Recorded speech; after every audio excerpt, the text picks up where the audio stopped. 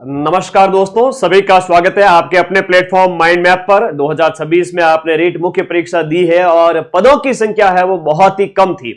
और पदों की संख्या जब बहुत कम थी और पेपर के लेवल भी उतने तगड़े वाले आए थे तो मैक्सिमम मैं कहूं 99.99% विद्यार्थियों के सपने पूरे नहीं हुए। पदों की संख्या अगर 5000 की बजाय 50,000 होती तो निश्चित रूप से मजा आता, आप सभी विद्यार्थी जो है बड़ी संख्या में सिलेक्ट होते। लेकिन इस बार जो है लेवल 2 2000 पद, लेवल 1 5000 पद, और उसमें भी अलग अलग कैटेगरी के अनुसार पद भी नहीं थे। ये एक तरह से धोखा था आप लोगों के साथ में। लेकिन फिर से कह रहा हूं, इस बार जब इलेक्शन है 2028 में, प्री परीक्षा 2026 में करवा दी जाएगी। फिर से कह रहा हूं, आप लोगों को सचेत कर रहा हूं, अभी से पढ़ना शुरू करो।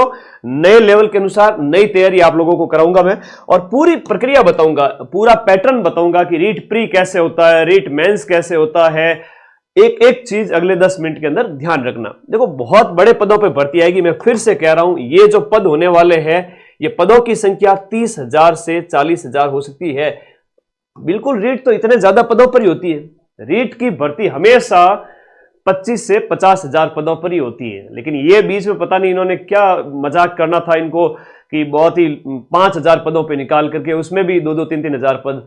हाँ, बजट में 11 तारीख को आपके पूरा इसके बारे में सूचना मिल जाएगी कि शिक्षक भर्तियों में हम इतनी वैकेंसी निकालेंगे, और निश्चित रूप से आएगी। 101% मैं कह रहा हूं, आप लोग सचेत हो जाइए। आप लोगों की भी सबसे ज्यादा बड़ी गलती ये है, या परीक्षा होती है ना उस समय तैयारी करना शुरू करते हो, अभी क्यों नहीं, है ना, क्यों नहीं तैयारी कर रहे हो।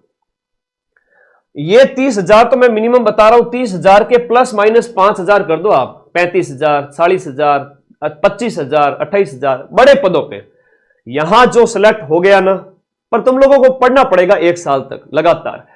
तो ये कब हो सकता है? रीट प्री की अगर मैं बात करूं, ये कह रहे हैं बोर्ड एग्जाम है ना, उनके बाद में, ये 10वीं 12वीं के जो बोर्ड एग्जाम है उसके बाद में हो सकता है कि आपका जून जुलाई में पेपर हो जाए। जून के प्लस माइनस 1-2 महीने कर दीजिए। तो पात्रता जिनकी है वो आजीवन है।